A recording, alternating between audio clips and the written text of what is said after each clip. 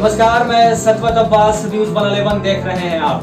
बिहार में जब से महागठबंधन की सरकार बनी है तभी से ये नई सरकार सवालों के घेरे में है। साथ ही इसके बाद से राजनीतिक गर्माहट जो है बिहार में वो बढ़ चुकी है। और पहले जिस तरह से सरकार बनी उसके बाद ये कहा जा रहा था कि काफी अच्छी सरकार है। सरकार की तरफ से जो बयानबाजी हो रही थी वो अपनी तारीफ के पुल बांध रहे थे, जिसके बाद नीतीश कुमार ने अभी फिलहाल 2 दिन पहले गया में जिस तरह का बयान दिया कि बिहार में जनता का राज है। इससे पहले सुशील मोदी ने यह कहा था कि उन्होंने सरकारी व्यवस्था जो है बिहार की, इस पर सवाल खड़ा किया था। उसके बाद से ही नीतीश कुमार ने उसका जवाब दिया था कि कहां जंगल राज है, बिहार में तो जनता का राज है। उसके बाद ही प्रशांत किशोर ने भी बयान दिया है कि बिहार की समस्याओं को लेकर प्रशांत किशोर ने सवाल उठाया है। साथ ही बड़ा हमला बोला नीतीश कुमार पर, क्योंकि नीतीश कुमार ने भी कहा था कि प्रशांत किशोर को राजनीति का ABCD नहीं आता है, जिसको लेकर प्रशांत किशोर ने भी बयानबाजी की थी। वहीं अब जदयू के जो राष्ट्रीय अध्यक्ष हैं ललन सिंह, उन्होंने भी प्रशांत किशोर पर हमला बोला है। साथ ही उन्होंने सुशील मोदी पर भी हमला बोला है। हम आपको सिलसिलेवार ढंग से दिखा रहे हैं कि पहले आखिर सुशील मोदी ने क्या बोला था, उसके बाद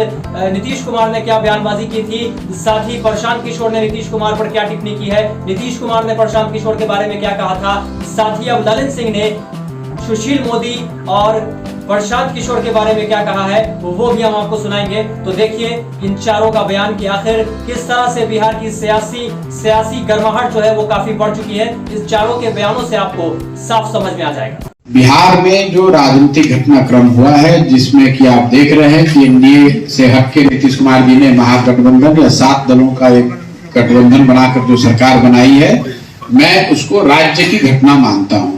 उसका देश की राजनीति पर कोई बहुत बड़ा असर हो ऐसा मुझे लगता नहीं है। जितनी राजनीतिक समझ मुझे है उसके हिसाब से मैं ऐसा नहीं मानता हूं कि बिहार में जो राजनीतिक घटनाक्रम हुआ है उसका देश की राजनीति पर कोई बहुत असर पड़ने वाला है।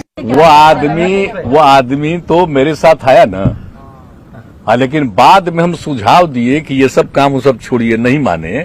और दूसरा देश भर में कितना पार्टी का काम करते रहे, तो उसका वो धंधा है। अब बिहार में वो अपना जो करना चाहिए करे ना भाई, उससे क्या मतलब है? उसके स्टेटमेंट का कोई अर्थ नहीं है। कोई मालूम है, देखिए सुन लीजिए, एक बात जान लीजिए, आप उसके बोल रहे हैं उनके बारे में, तो उनको पता है, कुछ ABC मालूम है 2005 से क्या काम हुआ है। तो हाँ, ये लोग को मालूम है अपना पब्लिसिटी लेने का, स्टेटमेंट देने का और कहने का, ये सब का एक्सपर्ट है, वही सब अंड बोलते रहता है। पिछले 2 दिनों से बिहार की राजधानी पटना के पिरबोर इलाके को सब्जीबाग इलाके के लोगों ने घेर कर रखा है। और कारण क्या है, चूंकि पिरबोर पुलिस ने जब कुछ अपराधियों को गिरफ्तार किया तो भीड़ ने उस अपराधी को छुड़ा लिया। इतना ही नहीं तो पुलिसकर्मी पर हमला करके घायल कर दिया। और कल वहाँ के जो एक नेता है अनवर अहमद, जो राज्यपाल के कोटे से लालू यादव द्वारा MLC के नाते मनोनीत किए गए थे, और जो बिहार अवामी कोऑपरेटिव बैंक के चेयरमैन हैं, जिनका काम था कि लालू के काले धन को सफ़ेद करना, वो अनवर अहमद स्वयं जाते हैं थाने पर, पुलिसकर्मियों को गाली गलौज करते हैं। और उनका बेटा असफर अहमद वो जाता है और पुलिसकर्मियों को कहता है कि वर्दी उतार लेंगे, और अनवर अहमद को पुलिस छोड़ देती है। असफर अहमद को भी पुलिस इतनी डरी हुई है कि दूसरे थाने भेज देती है। तो यह हाल तो पटने का है। नीतीश जी आप कहते जनता का राज, यही जनता का राज है। कार्तिकेय सिंह फरार कहते जनता का राज है। एक संतोष कुमार खनन के कार्यालय में जाकर हमला गाली गलौज करता है, धमकी देता है और कहते जनता का राज है। अनवर अहमद को थाने से छोड़ दिया जाता है, क्या यही जनता का राज है? असफर अहमद को दूसरे थाने में ट्रांसफ़र कर दिया गया।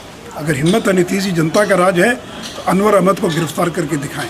राज्य से जुड़े अपराधियों का मनोबल इतना बढ़ गया है कि अब उनको किसी बात का डर नहीं, कि उनको लगता है कि अब तो हमारी सरकार है बिहार के अंदर। कि वो बेचारे को उन बेचारे को बहुत दिन से संन्यास में है, वो कोई पूछ नहीं रहा था। सुने हैं इन 2-3 साल में उनका कोई बयान आता था? बोलिए ना, नहीं आता था। तो उनका 2-3 साल में बयान नहीं आया है। अभी कुछ रोजगार मिल गया है, अब उस रोजगार में कहीं उनको अगर मिल जाए कोई चांस, तो हम लोग की शुभकामना है, हम लोग शुभकामना उनको देते हैं। लेकिन अब प्रशांत किशोर जी पर कोई टिप्पणी करना बेकार है, इसलिए कि प्रशांत किशोर जी पहले भी हमने कहा है और फिर हम उस बात को कह रहे हैं कि प्रशांत किशोर जी राजनीतिज्ञ व्यक्ति नहीं है, वो व्यवसायी है, व्यापार करते हैं। कभी बंगाल में, कभी आंध्र प्रदेश में, कभी बिहार में, कभी उत्तर प्रदेश में, कभी पंजाब में, तो वो व्यापार करते हैं। और व्यापार करने वाला व्यक्ति जब तक सेल्समैन की तरह अपना प्रोडक्ट बेचेगा नहीं, तब तक उसका बिक्री तो होगा नहीं। तो वो सेल्समैन की तरह अपने प्रोडक्ट का, अपने व्यापार का प्रचार कर रहे हैं। बाकी प्रशांत किशोर जी बिहार को देखे क्या हैं? क्या मालूम है बिहार में उनको 2005 में क्या था? तो 2005 से लेके 2022 तक 17 वर्षों में जो बिहार का विकास हुआ है और जो बिहार का विकास दर है, उसमें कोई प्रशांत किशोर जी का योगदान है क्या?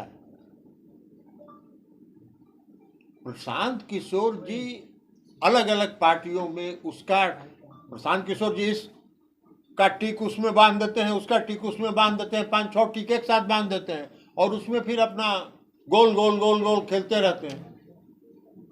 अभी वो जिनका काम कर रहे हैं भारतीय जनता पार्टी का, उसी का काम कर रहे हैं। और पर्दा से पीछे से करने के बजाय वो खुलेआम करे। कौन रोका है? बिहार का बच्चा जानता है बिहार में क्या था शिक्षा व्यवस्था। बिहार में कोई स्कूल की बिल्डिंग थी क्या? आज बिहार के हर इलाके में स्कूल की बिल्डिंग बन गई है। आज लड़के और लड़कियों की संख्या स्कूल में बराबर हो गई है। मुख्यमंत्री जी ने साइकिल योजना चलाया शिक्षा को प्रोत्साहन देने के लिए, लड़कियों को दिया फिर लड़कों को दिया।